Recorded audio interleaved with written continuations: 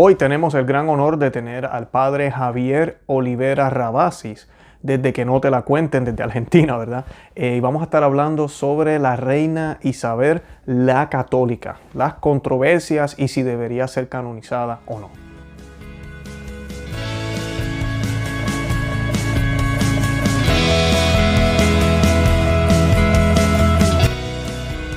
Bienvenidos a Conoce, Ama y Vive tu Fe. Este es el programa donde compartimos el Evangelio y profundizamos en las bellezas y riquezas de nuestra fe católica. Les habla su amigo y hermano Luis Román y quisiera recordarles que no podemos amar lo que no conocemos y que solo vivimos lo que amamos. Hoy nos está acompañando el padre Javier Olivera Rabassis. Nos va a estar hablando hoy sobre la reina Isabel la Católica. Y vamos a estar hablando todas estas controversias alrededor de este personaje tan importante de la historia, especialmente de nosotros los católicos. Vamos a hablar un poco de la colonización de América, vamos a estar hablando de la expulsión de los judíos, de todas estas controversias detrás de esta figura, de la Inquisición, bueno, y de otras cosas más. Yo los invito a que vean los enlaces que estamos colocando en la descripción de este video para que puedan accesar toda la información relacionada al padre Javier Olivera Rabassis y todo lo que él tiene que ofrecer relacionado al tema de hoy y a otros temas. Y también los invito a que vean el otro programa que ya habíamos hecho con el padre sobre las deformaciones históricas. Todos esos enlaces están aquí debajo en la descripción. También en el podcast los tenemos en la descripción.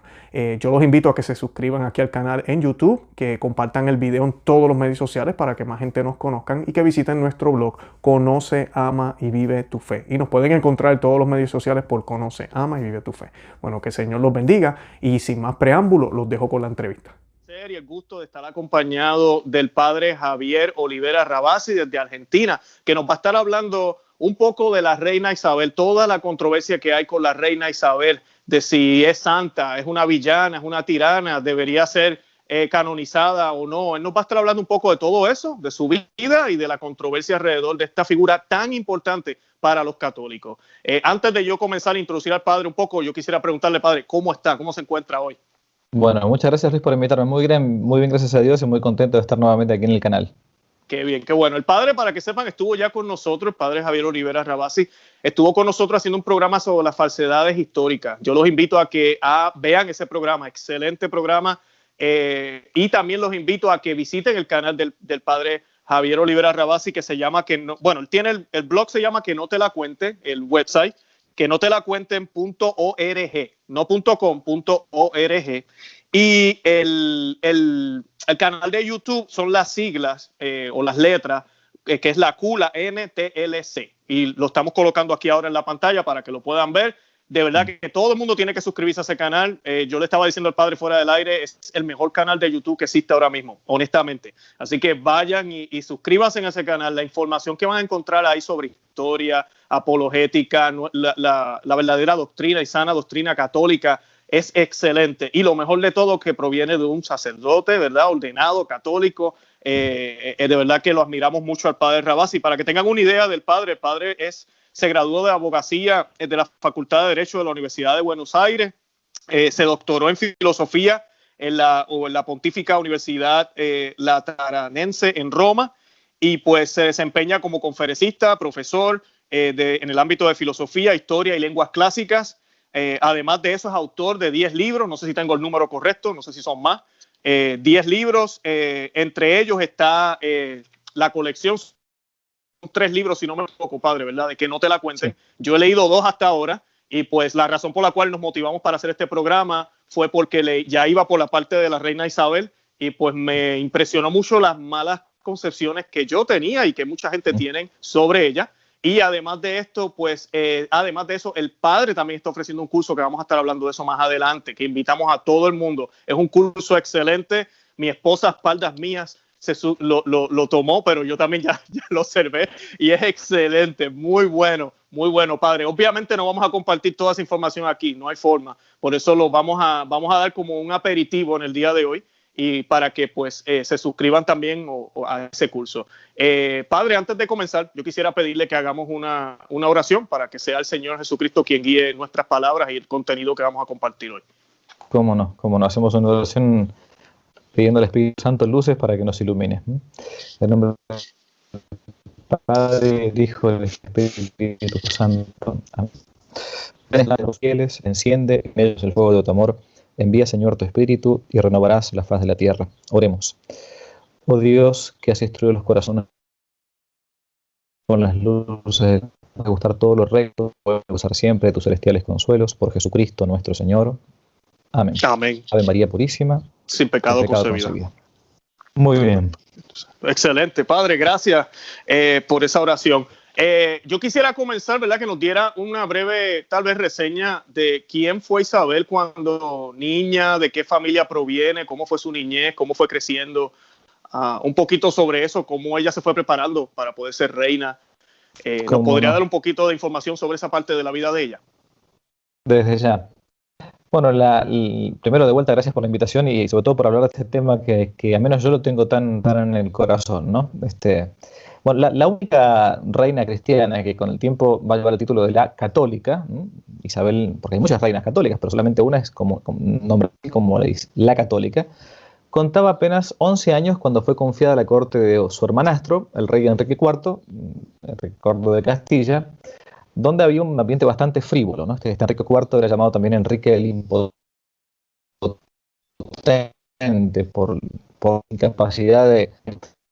Y bueno, en ese ambiente un poco frívolo tuvo que vivir la reina Isabel. Estamos hablando de un personaje de fines o de mediados de 1400, es decir, mediados del siglo XV, para que más o menos nos ubiquemos en la historia, en lo que hoy conocemos como España. Sabemos que España hoy es un país, pero en la época de Isabel y de Fernando, los reyes católicos, era todavía un conjunto de reinos que estaban unificándose. Los que van a terminar con la gran reunificación van a ser justamente este matrimonio, Isabel y Fernando.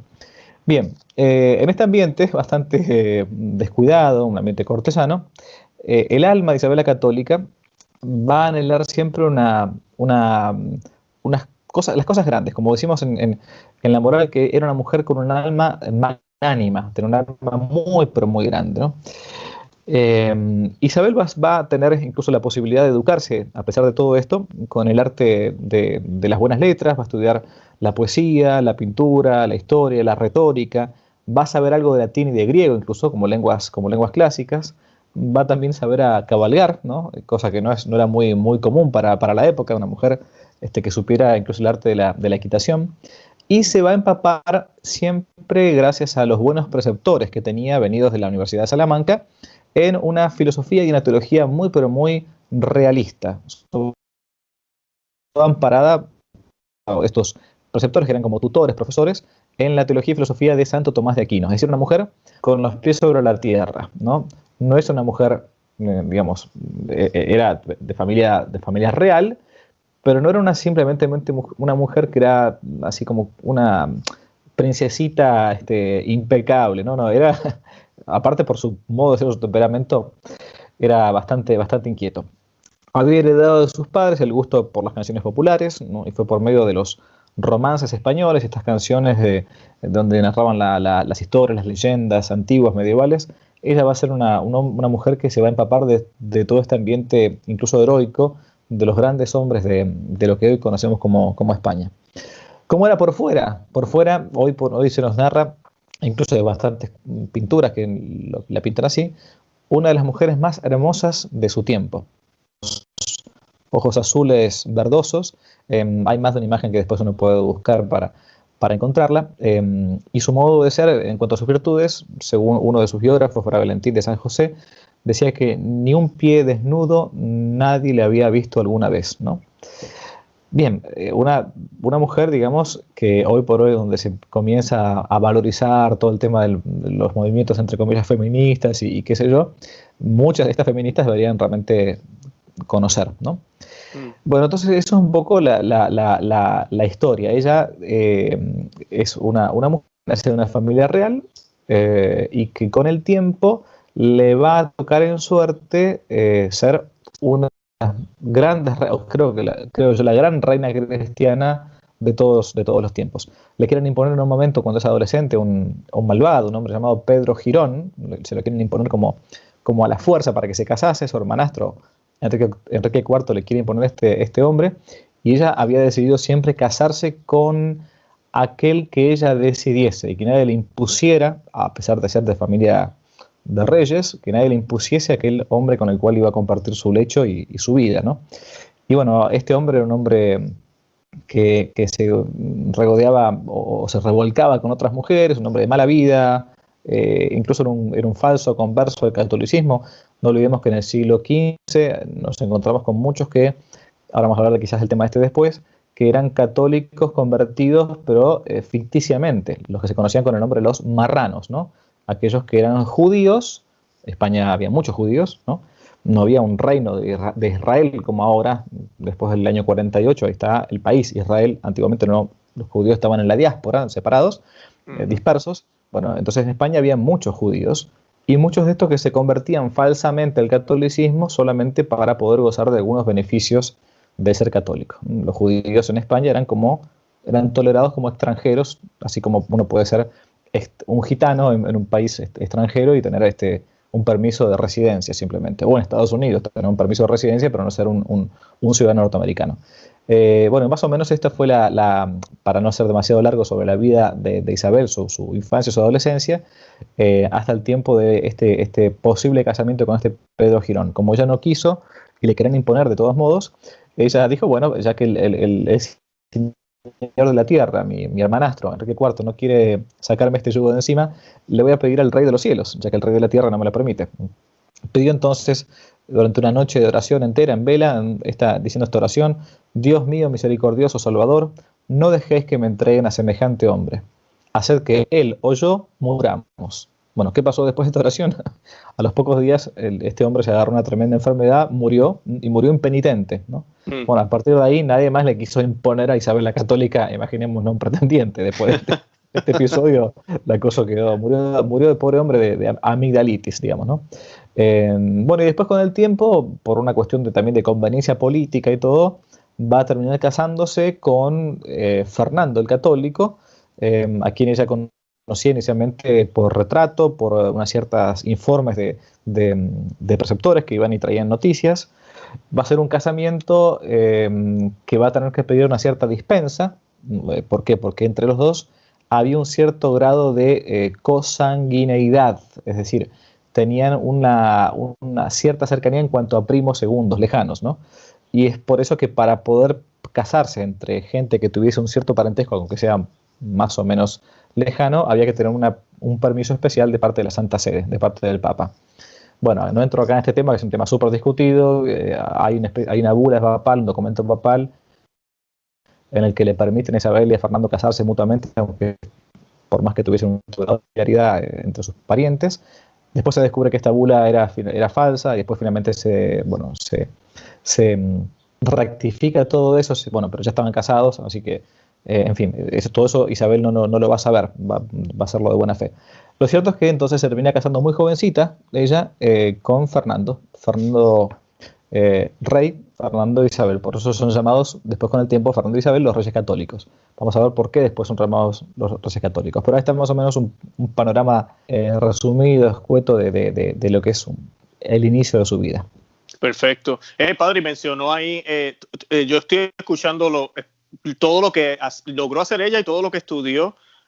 Es gracioso porque a veces tenemos esta impresión de que en el pasado las mujeres no podían hacer nada, era el rey, el hombre, era el que mandaba, y pues por lo que usted dice, pues no era así entonces. Bueno, por empezar, nunca, no era así ni es así, nunca en la casa manda el hombre.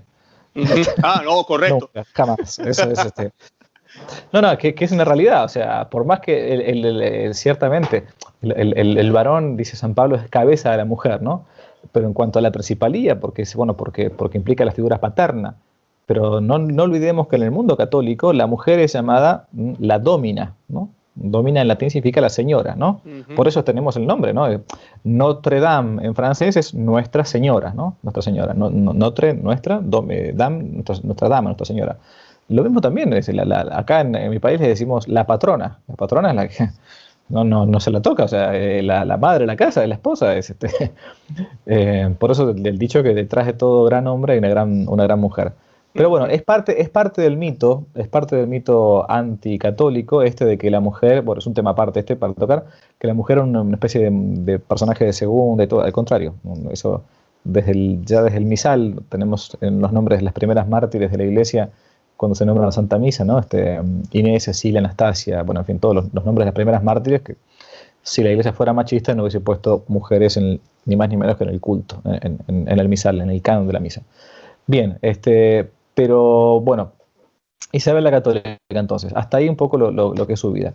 Se va a casar con el rey Fernando, con el príncipe Fernando, después de la muerte de su hermanastro Enrique IV, va a tomar ella el papel de reina, ¿no? Entonces van a ser reyes de Castilla, León y Aragón. Eso va a ser el título de los reyes católicos. Y van a tener un reinado bastante largo, ambos, donde van a tener muchísimos episodios importantísimos, no solamente para la historia de Europa, sino también para nosotros, los hispanoamericanos o latinoamericanos. Perfecto. Padre, y ella en su reinado, ¿verdad? Ella pues, tuvo, si no me equivoco, creo que fueron 5 hijos. Ella fue madre, esposa. Madre, esposa, dirigente. Correcto. ¿Cómo puede ser ella ejemplo para la mujer de hoy, padre? Bueno, claramente que es una mujer del todo particular, porque no es una mujer que solamente se dedicó a tener hijos, con todo lo que eso implica, que es un camino de santidad totalmente válido, o a criarlos, sino que fue mujer, pero aparte fue reina. Entonces, y durante muchísimos años. Entonces, el planteo de mi devoción por la reina Isabel la Católica va más que nada tanto por el ámbito de su maternidad o la educación de sus hijos y todo, que lo tuvo hijos incluso muy buenos, sino sobre todo por lo que ella hizo de más importante a lo largo de su vida, que fue sus virtudes políticas.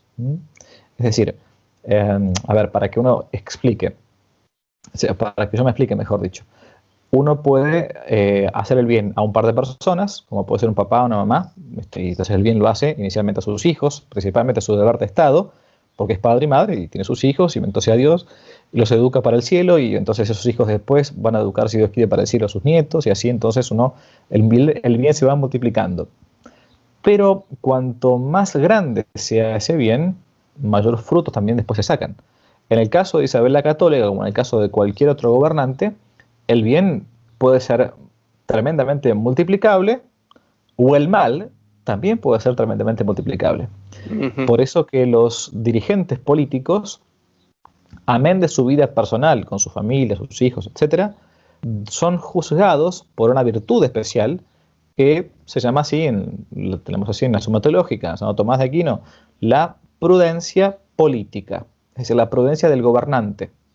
Es decir, si con sus virtudes como dirigente logró hacer que un país o un grupo de personas o un reino, en este caso varios reinos, logren las condiciones elementales para que las personas que viven bajo su mandato puedan alcanzar el cielo. Y eso es lo que uno hace cuando se plantea las elecciones de cualquier país, ¿no? Entonces uno dice, bueno, a ver, ustedes en Estados Unidos ahora están a punto de bueno, uno claramente querría que tuviese a San Luis Rey de Francia como candidato, bueno, pero hay dos, ¿no? Hay dos candidatos claros. Bueno, ¿cuál de estos dos, por lo que yo veo, me van a facilitar a mí más la vida como católico para poder alcanzar el cielo? ¿Este o este otro? No está canonizando a nadie, ¿no? O sea, si el día de mañana, en el caso de Isabel la Católica, mi juicio es muy claro, ha tenido muchísimos modos de que uno se le pudiese ya hoy por hoy beatificar, por lo menos muchas alternativas para beatificarla, pero en los dirigentes entonces no se dice nada más que, en este caso como mujer, ella, a la pregunta, lo que fue ella en su vida simplemente personal, particular, en la educación de sus hijos, sino sobre todo en lo máximo que hizo, que fue la dirigencia de varios reinos, y después ni más ni menos, ¿no? Que la conquista del Nuevo Mundo. Por eso uno de los testigos de la positio canónica de la causa de beatificación de Isabel la Católica va a decir la siguiente frase, ¿no? Que ¿qué más milagro podemos buscar en Isabel que la conquista y evangelización de América? Bien dicho, ya. Yeah. Ella con eso, vamos para rato. Claro. Ya yendo por esa línea, esa es una de las preguntas que le quería hacer. ¿Qué cosas ella ha hecho que se considere ella para ser canonizada? Ya usted mencionó una ahorita.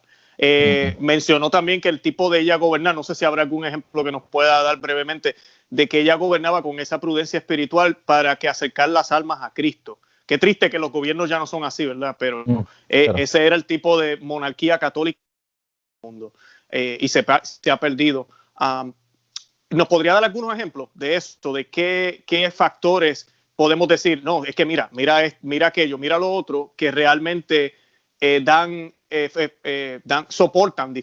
soportan la causa de canonización de la reina Isabel?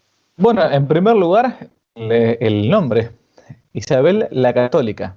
La gente habitualmente no sabe por qué fue llamada la Católica, o cree que es que católica, como el apelativo de la Católica, es bueno porque era católica, punto. No, o sea, a Luis Román no lo conocen como Luis Román el Católico. No, ese me dicen protestante. Está bien, pero a mí no me dicen Padre Javier, el Católico. El Católico es un título específico que fue dado por un papa a los reyes católicos por una actividad específica que ellos realizaron, por la cual, paradójicamente, al día de hoy son muchas veces vapuleados o denigrados. ¿Y cuál fue por qué son llamados los reyes católicos, ¿no? Por una cosa muy concreta que hoy por hoy algunos se puede llegar a escandalizar, que es la suspensión del derecho de residencia de los judíos que vivían en España. O sea, por aquello que algunos hoy escandalizar, en otro tiempo ellos fueron nombrados con el título de los Reyes Católicos.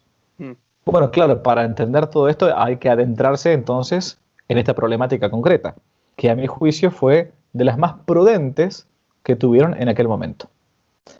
Esa es una, podemos hablar de esa. Otra, bueno, lo que hicieron puntualmente con lo que fue la reforma de la Iglesia en su tiempo. No olvidemos que en tiempo de los Reyes Católicos la Iglesia estaba sufriendo se encontraba una gran decadencia que va a ser como el fermento, ¿no? como si fuera la masa de lo que va a ser después la mal llamada Reforma Protestante. Los Reyes Católicos, por las dudas, nos sigamos, porque si no, a veces uno no está familiarizado con las fechas, nos ubicamos de vuelta. Nos encontramos más o menos a mediados o fines de 1400. Lutero desde 1517.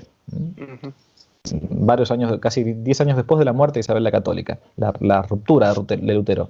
La ruptura de los protestantes en Inglaterra en 1530 con Enrique VIII. Pero ya en 1400, gran parte de Europa, en muchos sectores de la Iglesia, había una relajación de las costumbres en la vida religiosa. Los curas a veces no celebraban misa todos los días. Había corrupción, curas que vivían amancebados con mujeres, ¿no? No se vivía bien concretamente la vida religiosa. Muy bien, muy bien. Entonces, ¿qué fue otra de las cosas que hizo Isabel la Católica? Fue reformar ella como reina, al menos en sus reinos, ella a la cabeza, digo yo, fue intentar reformar las costumbres de los conventos, de los monasterios y de la vida sacerdotal en general. O sea, cuando un presidente de la nación se va a poner a analizar a ver qué es lo que está pasando con ciertos conventos, seminarios. Pensemos que hoy parece ser sería como impensable que un presidente se pusiera a analizar y a pedirle a los curas, a las monjas que vivan bien su vida religiosa. Bueno, ella misma visitaba varios conventos, varios monasterios, para ver cómo estaba el termómetro de la vida de piedad. Y regañaba, retaba a los obispos que no lo hacían. Segunda causa. Tercera causa, que a su vez son virtudes, pero también van a quedarle como estigmas.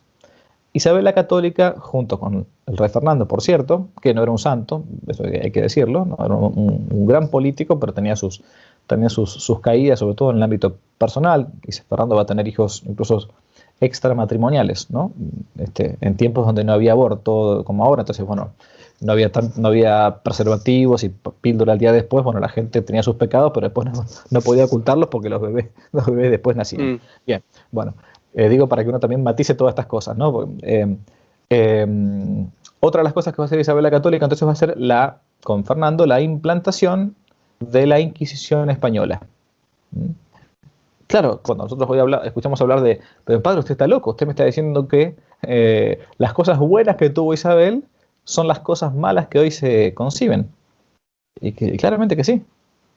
Porque la Inquisición, porque claro, pasa que hoy escuchamos hablar de Inquisición y pensamos que nos imaginamos las imágenes de Google o de los documentales típicos de Netflix, donde los inquisidores eran todos malos, feos, horribles, tiranos, que mataban a cualquier persona porque no pensaba lo mismo. No, una cosa delirante, eso no fue la Inquisición española, ni fue la Inquisición en general.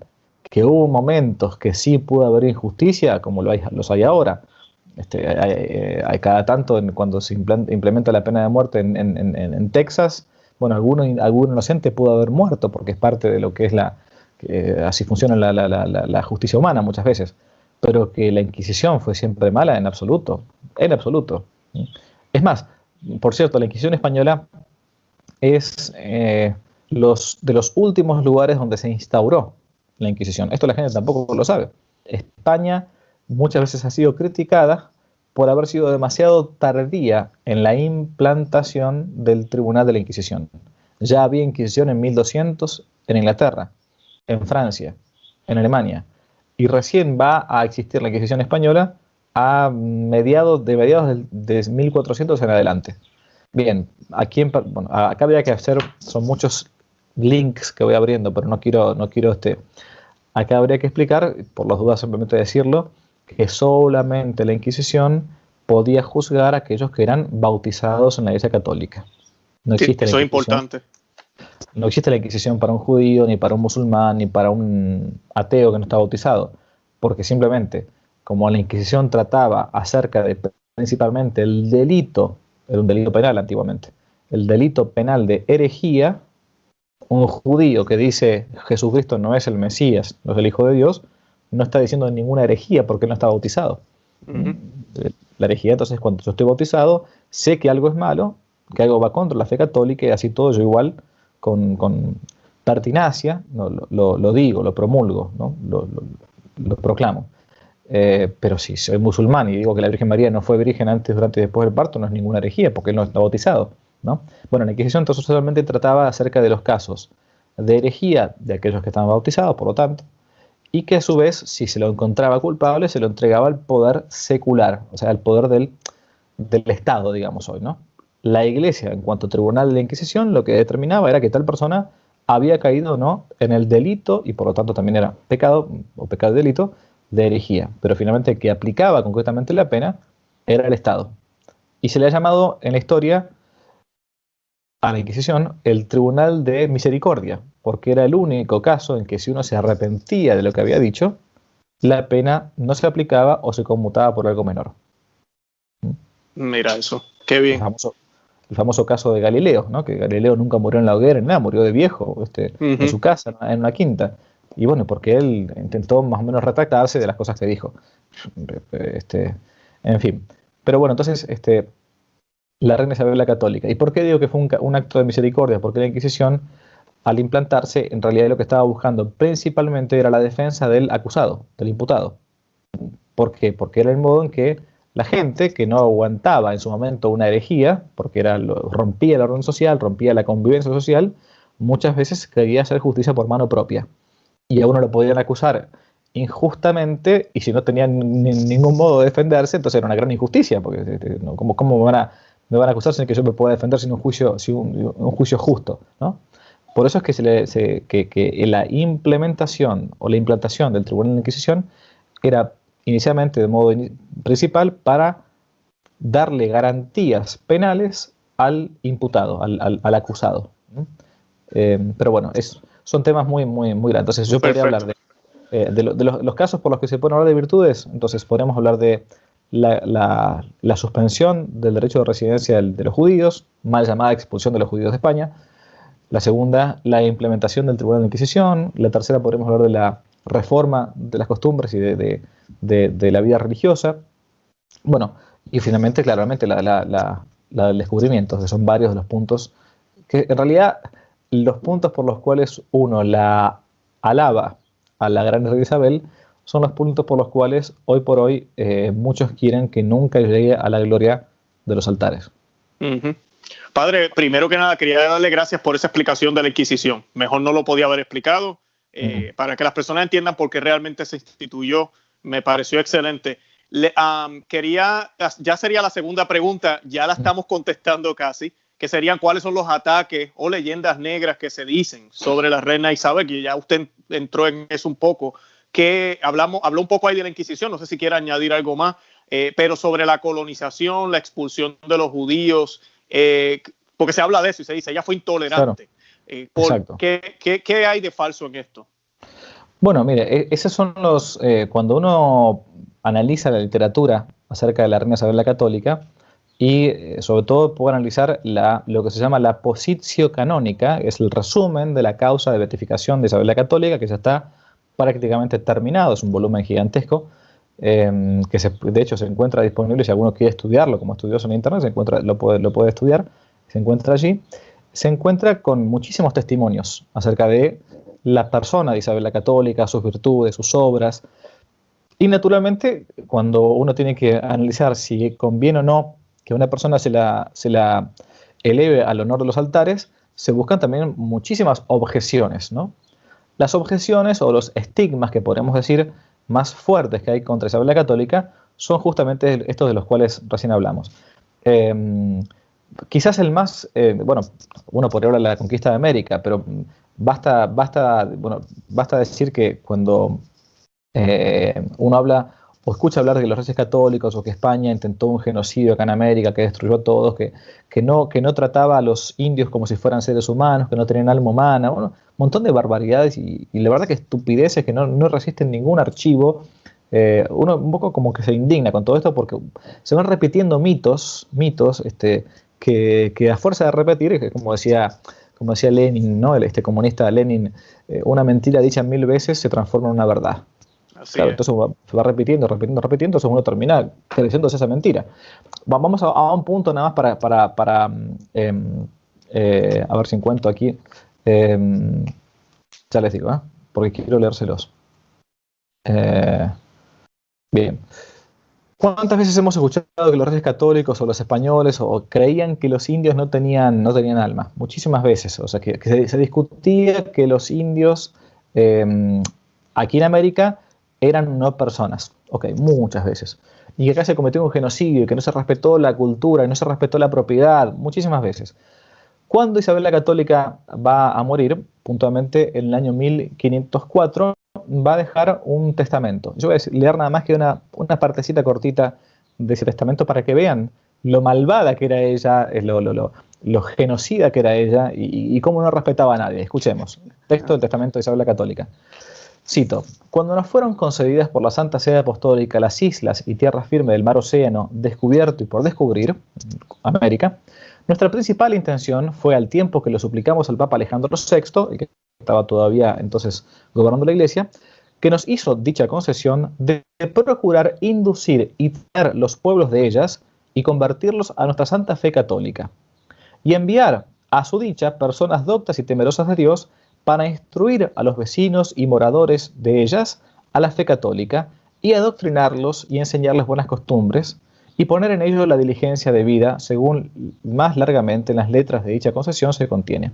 Por lo tanto, dice la reina Isabel la Católica antes de morir, suplico al rey mi señor, Fernando de Aragón, muy afectuosamente, y encargo y mando a la princesa mi hija y al príncipe su marido, que así lo hagan y cumplan, y que este sea su principal fin, y en ello pongan mucha diligencia. Y termina: y que no consientan ni den lugar a que los indios, vecinos y moradores de dichas indias y tierra firme, tanto ganadas como por ganar, reciban agravio alguno en sus personas o en sus bienes.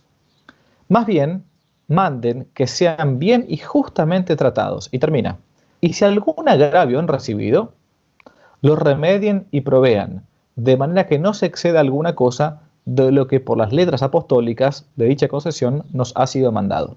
Es decir, hasta en su testamento coloca esto. Cuando vuelve de su primer viaje Colón y trae algunos indios como muestra, los trae como esclavos Colón, ¿no? La primera cosa que hace Isabel es decir: ¿usted qué está haciendo con esta gente? Libérela rápidamente, son gente libre. ¿Desde cuándo uno puede esclavizar a otro? O sea, bueno, eso es lo que los Reyes Católicos plantearon el modo en que debía trabajarse aquí en América. A partir de los Reyes Católicos y posteriormente después con Carlos V, Felipe II, se va a implantar aquí las famosas 8 horas laborales de trabajo, para que justamente los indios no trabajen de más. Los descansos, bueno, en fin, todo lo que es la legislación de Indias, que es un tema aparte. Isabel la Católica respecto de América, no solamente que fue gracias a ella que finalmente Colón llegó a descubrir América y después que esto se transformase en un continente católico prácticamente completo. Imaginemos, ¿no?, si no hubiésemos sido descubiertos por, no sé, por protestantes, digamos, ¿no?, o por musulmanes, o por lo que fuera, ¿no? Bueno, fue gracias a Isabel que lo rescató a Colón, que estaba por irse de vuelta nuevamente a Francia para pedir posibilidad de hacer su famoso viaje. La conquista de América. Después el punto creo que crucial, más fuerte, es el de la expulsión, entre comillas, de los judíos, ¿no? Bien, ¿qué sucedía? Hay que entender todo esto en un contexto. Estoy haciendo un compilado grandísimo, ¿no? Nos encontramos con que Constantinopla había caído, la gran sede del Imperio Romano de Oriente había caído en manos de los turcos, ¿no? Hoy por hoy está Estambul, Turquía, ¿no? Antiguamente eso era Constantinópolis, ¿no? La ciudad de Constantino, el pulmón de Oriente de la Iglesia. Bizancio también. Bien, 1453 cae Constantinopla. Los turcos vienen avanzando, los musulmanes comienzan a avanzar. Los Reyes Católicos estaban terminando de dominar y de expulsar a los últimos que quedaban, o de reconquistar los últimos reinos que quedaban, o el último reino que quedaba musulmán en la península, que era el reino de Granada.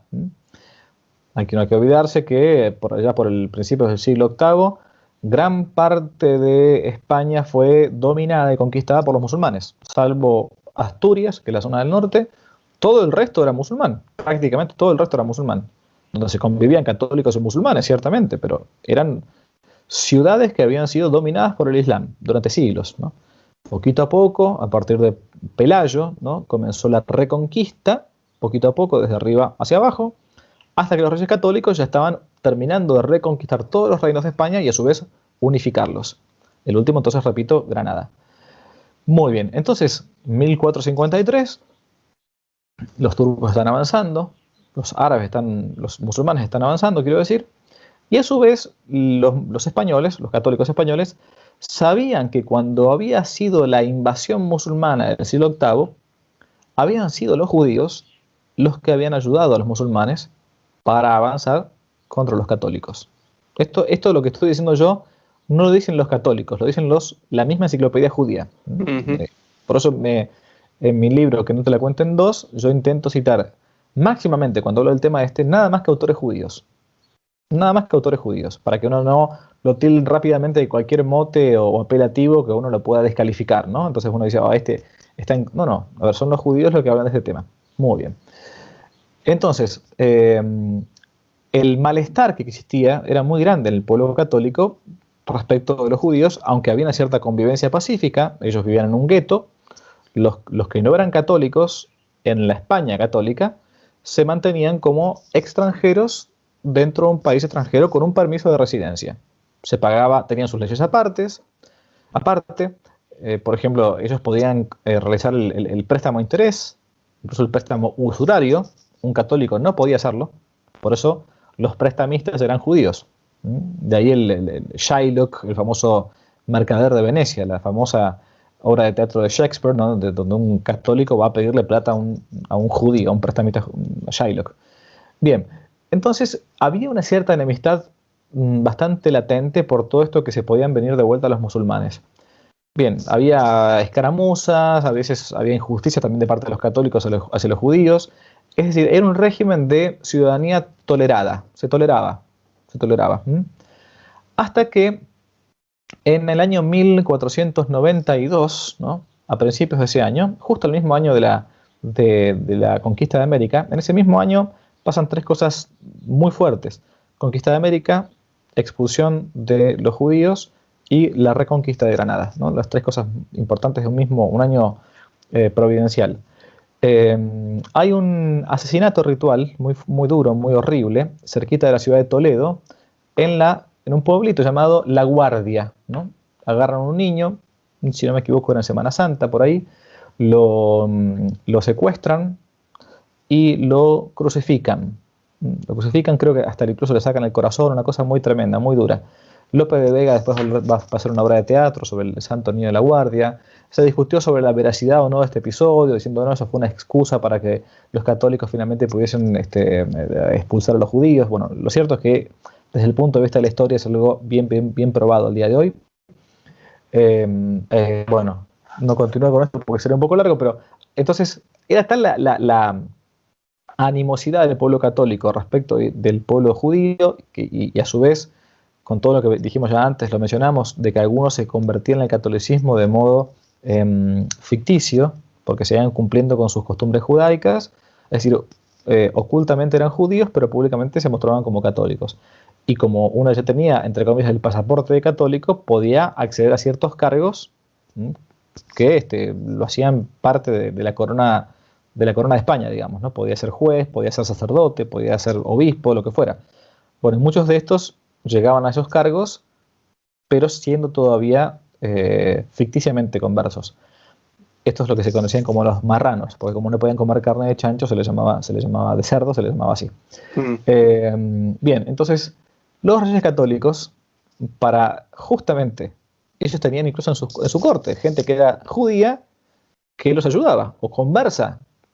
Por ejemplo, los físicos, o médicos, se llamaban así, los médicos se llamaban físicos en la época de los reyes católicos. Muchos de los físicos que atendían a los reyes católicos eran judíos. O sea, no hay ningún, pero ni de cerca esto de antisemitismo, ni mucho menos. Pero había que mantener la concordia política en los reinos. Y sobre todo, había que cuidar a los judíos. Es por esto que, después de muchas vueltas, Isabel la Católica y Fernando van a tomar una determinación muy fuerte que ya había sido tomada en los reinos de Europa 200 años antes. Los judíos habían sido, entre comillas, expulsados de Francia, habían sido expulsados de Alemania, habían sido expulsados de Holanda, es decir, de Bélgica, o sea, España es la última que va a tomar esta determinación. Por eso muchas veces hasta se la critica por haber tomado esta determinación demasiado tarde. ¿Qué va a hacer Isabel la Católica y Fernando? Van a dar un plazo para que aquellos que eran judíos y no se convirtiesen al catolicismo, entonces se le iba a suspender el derecho de residencia. Esto es lo que se conoce con el mal nombre de la expulsión de los judíos de España. Es como si análogamente, uno lo va a entender si está en Estados Unidos, lo va a entender perfectamente. Si uno tuviese visa de trabajo en Estados Unidos y a partir de mañana dijese, bueno, miren, la verdad es que hay un problema político muy fuerte en Estados Unidos, lamentablemente aquellos que no son ciudadanos norteamericanos, con todo el dolor se lo decimos, ya no van a poder seguir estando en nuestro país, de modo legal. Lo último quedarán como de modo ilegal. Bueno, ¿y por qué? Bueno, porque es una determinación política que tenemos que hacer por el bien común de esta patria. Bueno, me podrán no gustar, pero yo ingresé a un país donde sabía que las leyes eran estas, no, nadie me engañó de entrada. Bueno, los judíos en el caso de España en aquella época, España de modo genérico hablando como nación, se encontraban en un territorio extranjero, tolerados, pagando un impuesto especial, con sus propias leyes, de hecho vivían en guetos, en barrios distintos, ¿no? Tenían contacto normal con los católicos, pero cuando había grandes problemas, bueno, finalmente esto fue lo que sucedió. Y por esta razón, y lo repito porque la gente no lo sabe, por esta razón prudentísima, van a ser nombrados ellos como los reyes católicos. Es decir, ¿para evitar qué? Para evitar grandes conmociones y que haya problemas de justicia por mano propia, para que haya problemas sociales y para salvaguardar el interés de ellos. Entonces les va a dar un plazo determinado para que puedan llevarse sus bienes en letras de cambio. Tienen que dejar sus bienes en España, pero llevarse como si fueran, digamos, cheques, ¿no? Y de ese modo, entonces, fueran a otro país. Que repito, ya lo habían hecho todos los reinos de Europa, prácticamente todos, y España fue de los últimos.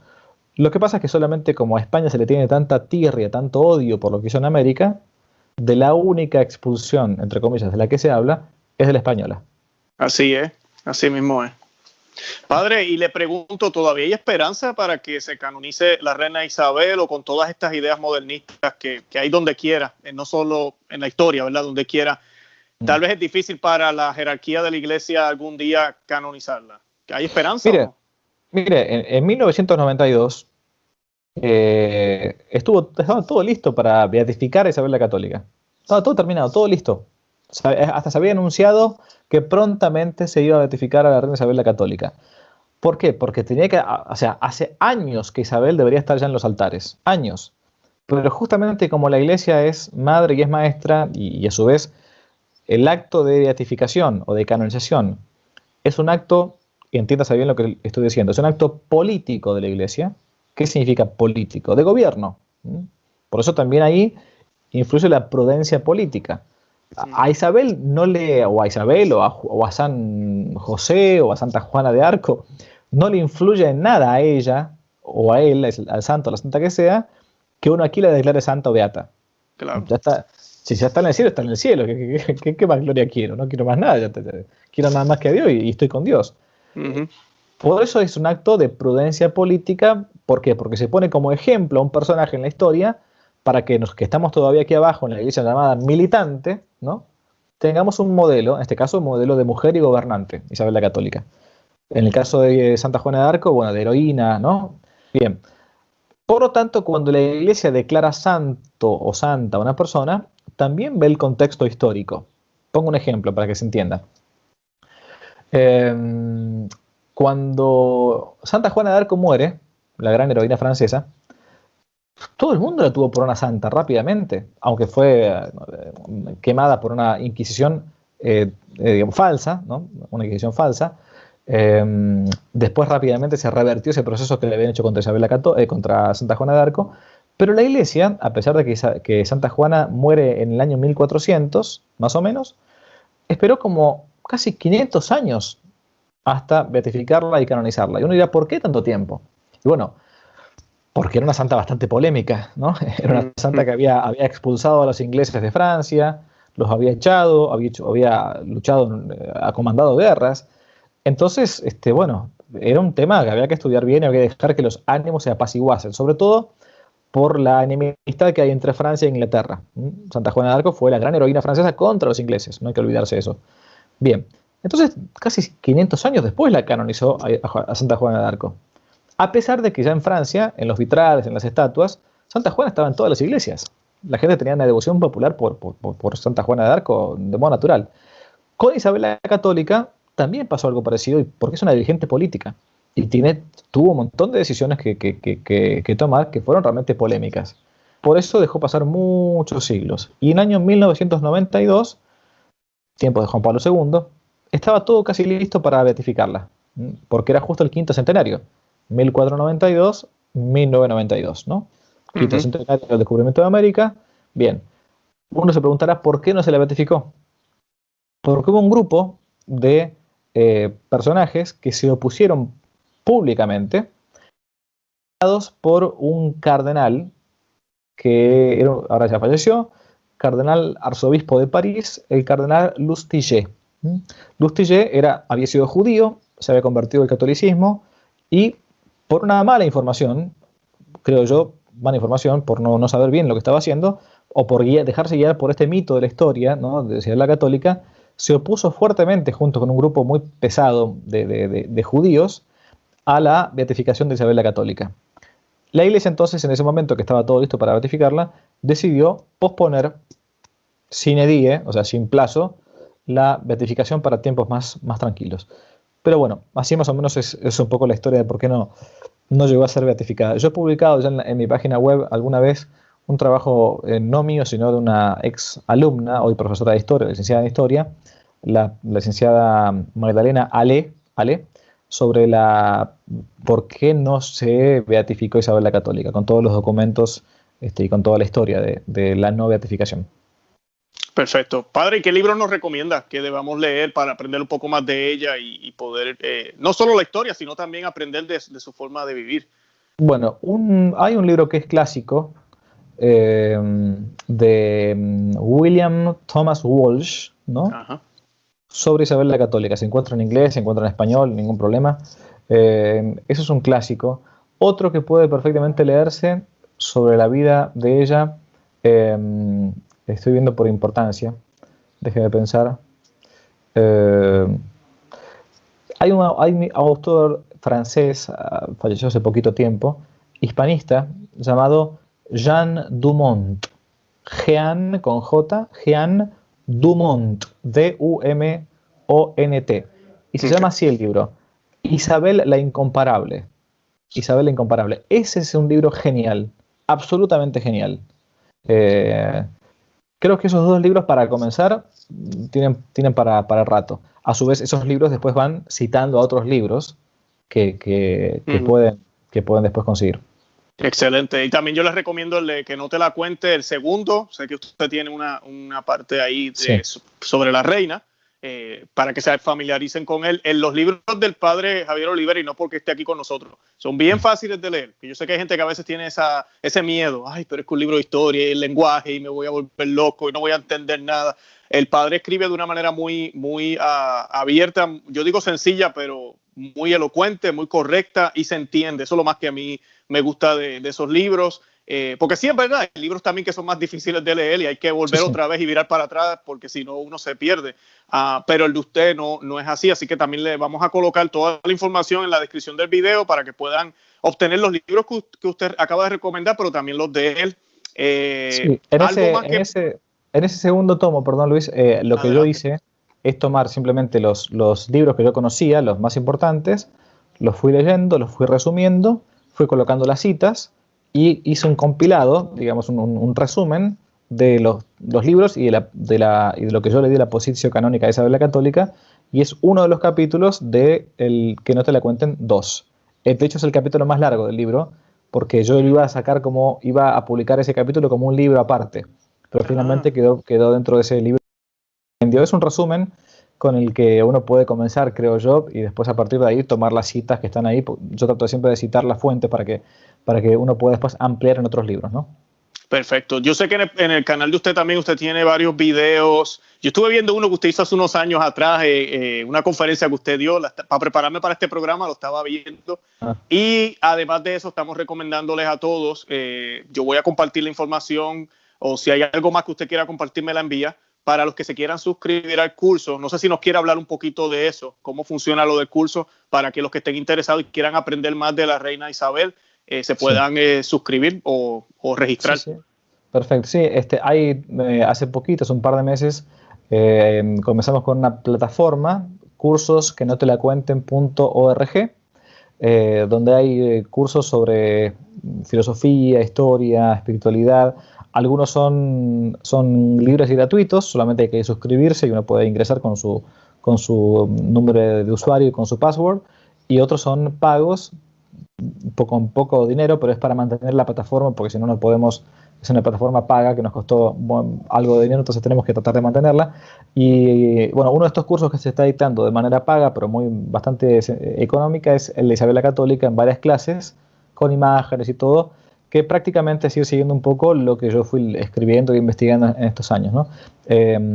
Sí, ahí tenemos esa página de cursos, sí, exactamente. Excelente. No, y se los recomiendo. Yo estoy en los cursos. El de Isabel me encantó. Muchísima información. Aquí, como dije, esto fue un aperitivo.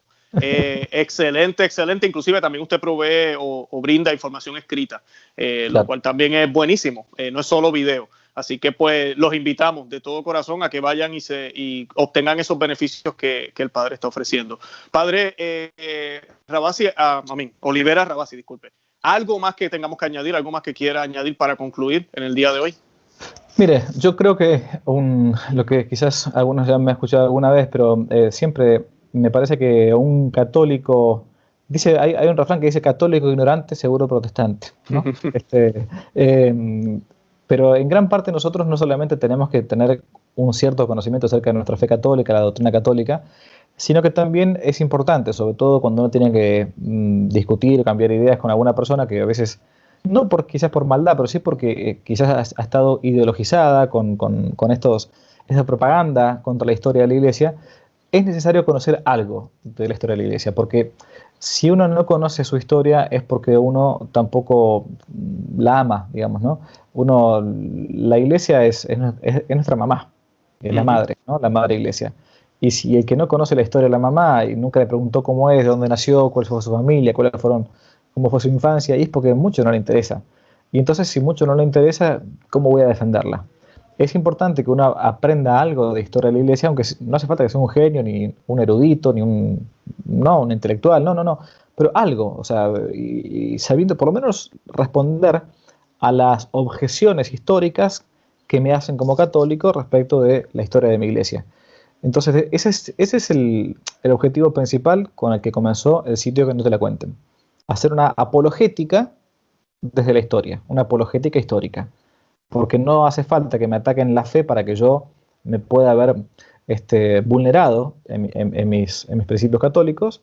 Me pueden atacar la historia y de ese modo entonces yo digo, bueno, pero si la Iglesia fue una tirana, una genocida, si la mujer era una cosa antiguamente para la Iglesia, si uno pensaba distinto la mataban, y entonces claro, comienzo yo a preguntarme, bueno, entonces ¿a qué Iglesia pertenezco? Por eso es importante que uno conozca la verdadera historia de la Iglesia.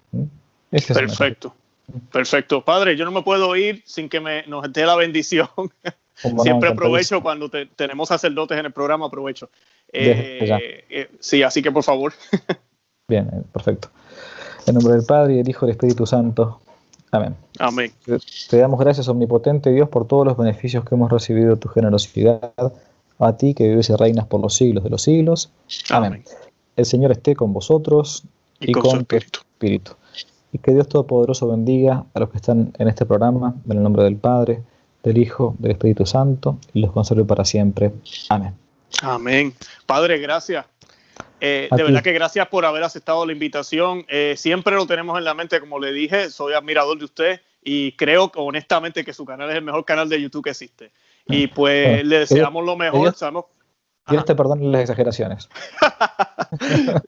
Sí, le quería decir, padre, que estamos orando mucho por Argentina. Sabemos que las cosas allá no están fáciles. Acá también tenemos nuestra batalla política, pero pues ya las iglesias están más o menos normalizándose, pero creo que allá la situación es distinta, así que pues estamos orando mucho por ustedes y por todos los lugares, porque muchas personas nos siguen de distintos lugares donde lamentablemente no hay sacramentos, no hay Eucaristía, no hay confesión todavía. Yo no puedo creerlo, pero pues así es. Así que hay que orar mucho, mucho por eso. Y nada, padre, una vez más, gracias, de verdad que sí.